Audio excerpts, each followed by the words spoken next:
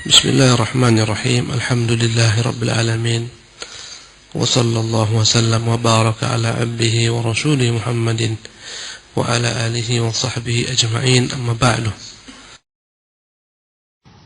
وقوله تعالى في ذم من قال عليه بلا علم.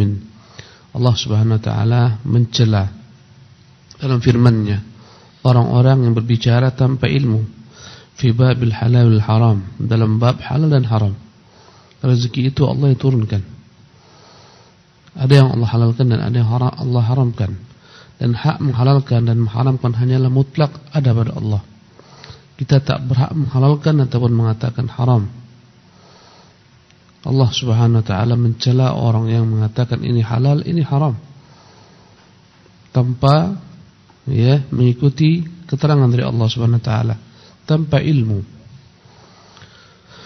Di antaranya Allah berfirman, "Qul man harrama zinatallahi allati akhraja li'ibadihi." Katakanlah Muhammad, siapa yang berani mengharamkan perhiasan yang Allah keluarkan untuk hamba-hambanya?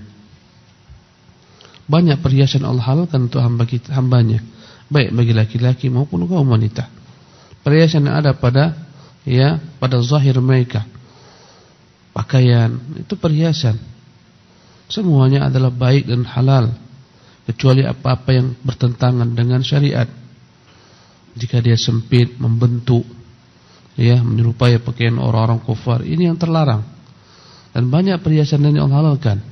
Laki-laki boleh menggunakan perak, cincin perak, menggunakan berbagai macam bentuk batu cincin yang harganya mahal-mahal, zamrud, fairuz dan lain-lainnya. Ini halal. Perempuan Allah halalkan emas, Allah halalkan bagi mereka perhiasan lain-lainnya, permata dan seterusnya. Semuanya halal. Maka tak boleh kita katakan haram apa-apa yang Allah Subhanahu wa taala halalkan. Berupa perhiasan yang ada pada tubuh kita, kemudian perhiasan yang kita manfaatkan, mobil, kendaraan, bermotor, rumah-rumah, semuanya Allah halalkan. Kecuali jika memang dia berlebih-lebihan, yang tidak disukai oleh Allah Subhanahu wa taala. Wat-thayyibati minar rizqi, demikian juga Allah halalkan untuk kita banyak sekali daripada rezeki yang baik-baik, berupa makanan, berupa minuman.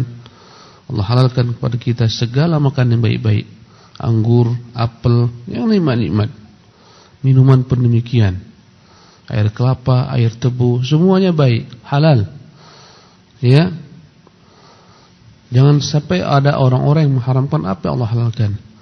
Sebagian orang dalam rangka ibadah, katanya ketaatan kepada Allah, dalam bertarikat atau bertirakat, mereka meninggalkan makanan yang Allah SWT halalkan. Mereka tak makan daging, mereka tak makan ikan, tak makan yang berdarah, mereka haramkan bagi diri mereka. Ini adalah hal-hal yang tak sesuai dengan agama. Yang rezeki halal adalah apa-apa yang Allah halalkan, yang haram adalah apa yang Allah haramkan. Nikmati semua yang Allah berikan kepada kita daripada rezeki yang halal dan syukuri. Wa qawlu ta'ala, Allah berfirman, "Qul ara'aytum ma anzalallahu lakum min rizqin." Katakan, tidakkah kalian melihat apa yang Allah turunkan berupa rezeki kepada kalian? Faja'altum minhu haraman. Kalian sendiri yang menjadikan rezeki tersebut ada yang haram. Allah turunkan anggur, kalian peras dia, kalian buat jadi minuman keras. Kalian yang membuat dia menjadi haram. Faja'altum minhu haraman wa halalan. Sebagian kalian jadikan darinya apa-apa yang halal. Qul Allahu adzin lakum. Katakanlah wahai Muhammad, apakah Allah yang mengizinkan kalian untuk membuat apa yang Allah turunkan berupa rezeki menjadi halal dan haram? Am 'ala Allahi taftarun, atau kalian yang ada-ada atas nama Allah Subhanahu wa taala? Wa qawlu ta'ala fil hathi 'ala sa'yi fi talab rizqil halal. Dan Allah juga berfirman ketika Allah memerintahkan kita untuk mencari rezeki yang halal, jangan mencari rezeki yang haram. Famshu fi manakibiha, berjalanlah di atas muka bumi ini, di atas penjuru bumi ini berjalanlah. Wa kulu min rizqihi, silahkan makan semua rezekinya. Tiap hari kita makan rezeki Allah Subhanahu wa taala. Nasi yang kita makan itu rezeki dari Allah. Tak tahu kita bagaimana proses nasi itu menjadi nasi dari beras, di mana ditanam, bagaimana menanamnya, berapa lama petani menunggu dia panen, bagaimana proses menumbuhkannya, tak tahu. Ya, tapi Allah perintahkan kita untuk nikmati. Wa kulu min rizqi, berjalan di muka bumi ini, carilah karunia Allah, bekerjalah, berikhtiarlah, berbuatlah, dan makan daripada apa-apa yang halal dari rezeki Allah SWT dengan sebab kerjaan kalian. Wa ilaihin nusyur, dan semua itu hanyalah merupakan sarana agar kalian dapat paham untuk apa akan diciptakan. Dicipta untuk ibadah, dan kepada Allah lah kalian kelak akan dikembalikan. Dan bersiap-siaplah untuk hari tersebut, hari dikembalikan kepada Allah SWT. Memanfaatkan semua rezeki tersebut dalam rangka ya memudahkan kalian untuk beribadah kepada Allah Subhanahu wa taala sebagai misi kalian ciptakan karenanya. Wa rizqullahi li'ibadihi naw'an. Rezeki yang Allah berikan kepada manusia dibagi menjadi dua bagian. Yang pertama, rizqun 'amun, rezeki yang sifatnya umum, yashmalul barra wal fajir. Rezeki ini meliputi semua makhluk, untuk orang-orang yang saleh maupun untuk orang-orang yang tidak saleh. Ya, untuk orang-orang yang baik maupun orang-orang yang jahat, makhluk yang baik maupun yang jahat, semuanya dapat. Para perampok dapat rezeki, para pelacur dapat rezeki, para penzina dapat rezeki. Ya, para ahli ibadah dapat rezeki, para ulama dapat rezeki. Tak dibeda-bedakan. Kafir dapat rezeki, mukmin dapat rezeki. Ini rezeki yang sifatnya umum. Wal mu'mina wal fajir, ia mencakup orang-orang mukmin, orang-orang kafir, wal mu'mina wal kafir, wal awwalina wal akhirin. Rezeki yang Allah Subhanahu wa taala berikan mencakup orang-orang terdahulu maupun orang-orang yang datang belakangan. Wa huwa rizqul abdan. Inilah semua disebut dengan rizqul abdan. Rezeki untuk tubuh badan, karena manusia terdiri daripada dua unsur. Ada namanya badan, ya, ada namanya ya jiwa atau roh, hati. Ya, manusia dua. Ada luarnya, casingnya, inilah namanya badan, dan ada dalamnya, itulah roh, bertumpu pada hati. Ya, apa yang kita nikmati di dunia ini berupa pakaian, tempat tinggal, kendaraan, ya, makanan, minuman, semuanya rizqul abdan yang seluruh orang memperolehnya, baik mukmin baik kafir. Bahkan terkadang orang kafir lebih banyak mendapatkan rizqul abdan daripada orang-orang mukmin. Ya, bahkan bukan hanya manusia, ya, seluruh makhluk binatang pun mendapatkan rezeki ini. Ya, binatang dari yang paling terkecil sampai binatang paling terbesar. Dari mulai semut, serangga yang di bawah semut, sampai ikan-ikan paus yang begitu besar, sebesar kapal, semuanya dapat rezeki. Yang di darat, yang di laut, yang terbang di udara, semuanya dapat rezeki. Ini namanya rezeki umum, rezeki fisik. Allah berfirman, "Wa ma min dabbatin fil ardi illa 'ala Allahi rizquha." Tidaklah ada makhluk yang melata di bumi ini kecuali Allah menanggung rezekinya. Kata Syekh Abdul Razzaq hafizahullah, "Wa la ya'ni rizquhu subhanahu lil kafiri wa tawsi'atu 'alayhi bil amwali wal aulad wa nahwu dhalik wa nahwi dhalika ridahu anhu." Tidaklah rezeki yang Allah Subhanahu wa taala berikan kepada orang-orang kafir. Bahkan terkadang Allah luaskan untuk mereka rezeki. Allah banyakkan untuk mereka harta, anak-anak dan sebagainya, pangkat, jabatan, kedudukan. Bukanlah itu semua menyimpulkan, melambangkan Allah ridha kepada mereka. Fa innahu subhanahu yu'ti ad-dunya man yuhibbu wa man la yuhib. Karena Allah memberikan dunia ini kepada siapa saja, baik kepada orang yang dia cintai atau yang tidak dia cintai. Lihatlah bagaimana Allah berikan dunia kepada Fir'aun, jabatan yang tinggi, kedudukan, pangkat. Allah berikan dunia kepada Qarun berupa harta yang berlipat-lipat. Tak berarti Allah mencintai Fir'aun, ya, menyukai Qarun. Bukan itu standarnya. Banyak orang-orang yang tak tahu hakikat daripada ilmu Allah Subhanahu wa taala, menganggap rezeki itu senantiasa adalah rizqul abdan. Ya, rezeki yang zahir itulah rezeki. Yang diberikan rezeki zahir berarti Allah cinta kepadanya. Yang disempitkan rezeki badannya, rezeki zahirnya, dunianya tak banyak, hartanya tak berlipat-lipat, ya, pangkatnya pun tidak, ya, dianggap itu adalah kehinaan. Ini adalah hal yang salah, ya, sehingga mereka merendahkan orang-orang semacam ini. Ya, meski mereka taat beribadah, mereka katakan, untuk apa capek-capek sholat? Kalau rezeki pun seperti itu, Senin Kamis makan pun payah.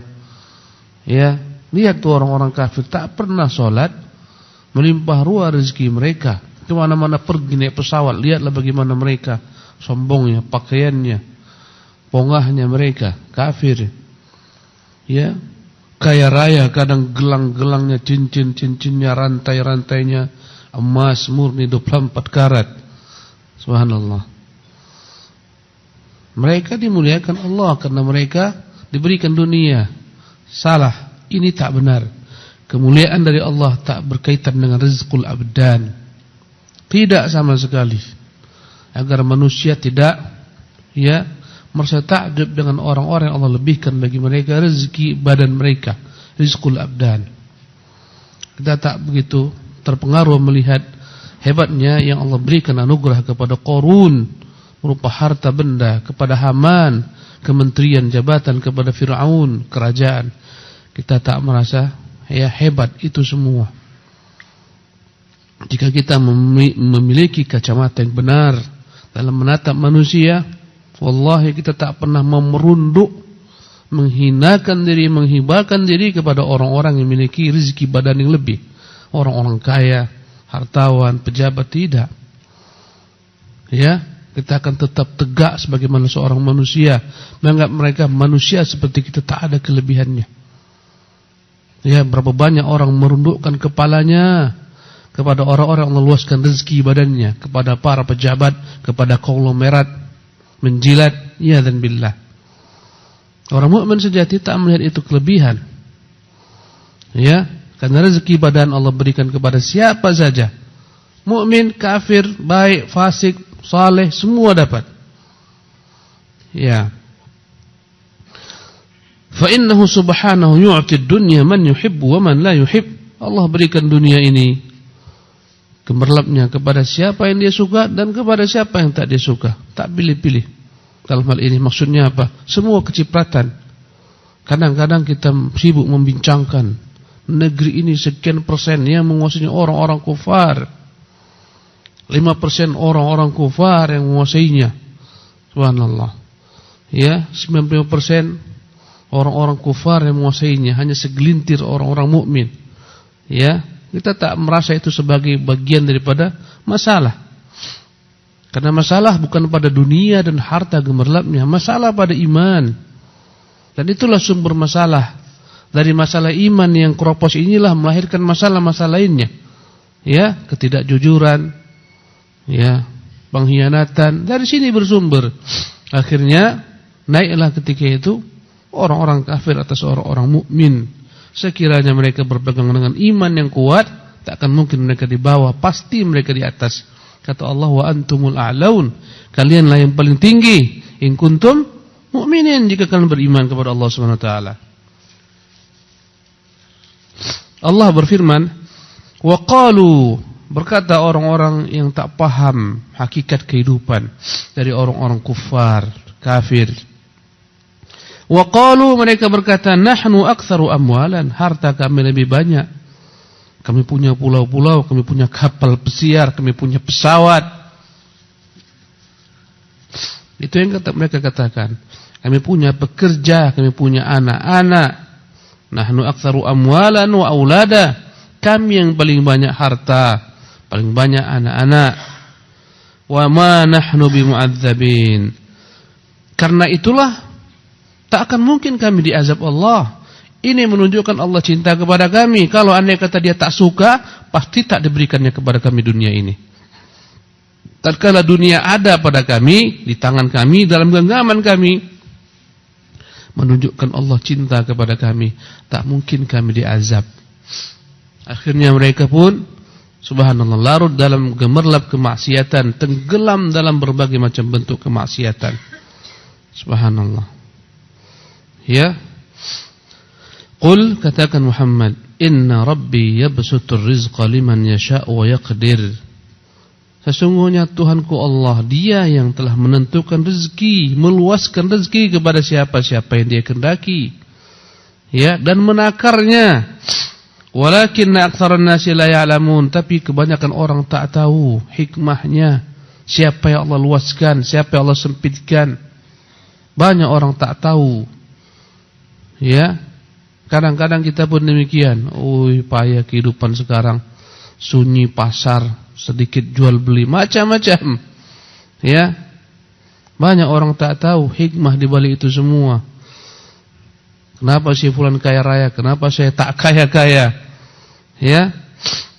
Fulan berhasil, rezekinya melimpah ruah. Bentar-bentar bertambah perusahaannya. Kenapa saya setiap hari semakin berkurang, semakin bangkrut? Ya. Banyak orang tak paham balik apa yang telah Allah tentukan. Semuanya ada hikmah di sana. Wa ma amwalukum wala auladukum billati tuqarribukum indana. Padahal kata Allah, tidaklah harta-harta kalian, anak-anak kalian itu yang dapat membuat kalian dekat kepada kami. Bukan anak-anak kita yang banyak, ya, harta-harta yang banyak itu yang membuat kita dekat kepada Allah. Illa man amana wa amila salihan. Yang membuat kalian dekat kepada Allah adalah keimanan, amal saleh. Siapa yang beriman, siapa yang beramal saleh, itu yang membuat dia dekat kepada Allah, bukan harta, pangkat, jabatan, kekuasaan. Ya. Fa ulaika lahum jazaa'ud dhi'fi. Untuk orang-orang semacam itulah disiapkan ganjaran yang berlipat-lipat. Bima amilu, dengan sebab amal saleh mereka. Wa hum fil ghurufati aminun. Kelak mereka akan memperoleh kamar-kamar yang penuh dengan nikmat di surga sana, bilik-bilik. Ya, kadang kita masuk ke hotel-hotel bintang 4, hotel bintang 5. Dalam kamar itu macam-macam. Dalam kamar ada kolam renang. WC-nya pun nikmat untuk tidur di sana. Subhanallah. Semuanya indah, kasurnya tebal-tebal. Tempatnya tinggi, bisa melihat ke bawah, tampak pandangan indah-indah, tampak lautan yang terbentang, ya, yang terhampar, gunung-gunung yang menjulang.